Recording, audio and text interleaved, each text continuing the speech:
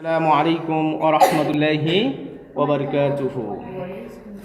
আপনি যখন বিপদে পড়বেন, বাধার প্রাচীর আপনার সামনে আসবে, ফসলের ক্ষতি, জানের ক্ষতি, মালের ক্ষতি, অথবা আপনার আপনজন আপনাকে কষ্ট দিচ্ছে, অথবা হক কথা বলতে গিয়ে, ইসলামের কথা বলতে গিয়ে আপনি বাতিলের টার্গেটে পরিণত হলেন, আপনার পিছনে মামলা, হামলা, জেল, জুলুম, বিভিন্ন ভাবে আপনাকে থ্রেট করা হলো, সমাজে আপনাকে বসবাস করতে দেওয়া হচ্ছে না, অথবা আপনার কলিজার টুকরা সন্তানটা পৃথিবী থেকে বিদায় হয়ে গেল।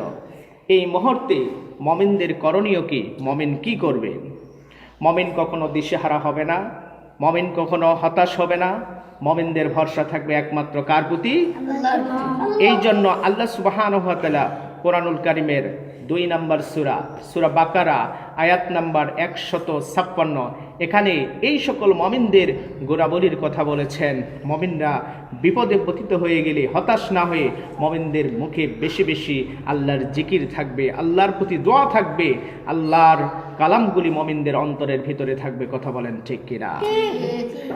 আল্লাহ রাব্বুল আলামিন বললেন, আল্লাযীনা ইযা আসাবাতুহুম মুসিবা ক্বালু ইন্না লিল্লাহি ওয়া ইন্না ইলাইহি রাজিউন।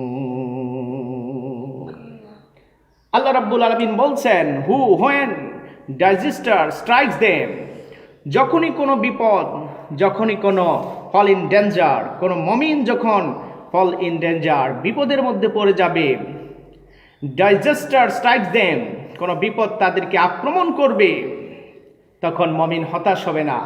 মমিন কি হবে না? হতাশ হবে না। তখন মমিনদের জবানে থাকবে এন্ড সে বলবে টু বিলং আল্লাহ। সবকিছু কার জন্য? সবকিছু কার জন্য? ইন্না লিল্লাহ, সবকিছু আল্লাহর জন্য, সবকিছু আল্লাহর জন্য। ইন্না ইলাইহি রাজিউন, indeed we have to return the almighty Allah. তারা বলবে প্রকৃতপক্ষে আমাদেরকে ফিরে যেতে হবে সেই আল্লাহর কাছে। বিশ্বনবী মুহাম্মদ সাল্লাল্লাহু আলাইহি ওয়াসাল্লাম বললেন, যখন কোনো আল্লাহর বান্দা বিপদের মধ্যে পতিত হয়ে যায়, আল্লাহর বান্দার উপর যখন বিপদ নেমে আসে, তখন আল্লাহর বান্দা যদি বলেন ইন্না লিল্লাহি ওয়া ইন্না ইলাইহি রাজিউন, আল্লাহুম্মা আজুরনি ফি মুসিবাতি ওয়া খুলিফ লি খায়রাম মিনহা। আল্লাহর কোন বান্দা বিপদের মধ্যে পতিত হলেই বলবেন, যা কিছু হয়েছে সব কার পক্ষ থেকে? সেই আল্লাহর কাছে আমাদের ফিরে যেতে হবে।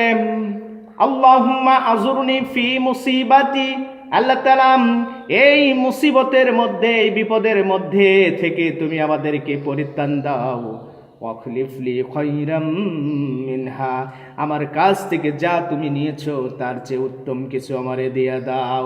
বিশ্বনবী বললেন, কোন গোলাম যদি বেশি বেশি এই দোয়া করে, আল্লাহ রাব্বুল আলামিনের প্রতি ওয়াজিব হয়ে যায় বান্দার যা তার কাছ থেকে ছিনিয়ে নেওয়া হয়েছে তার চেয়ে উত্তম কিছু দেওয়া।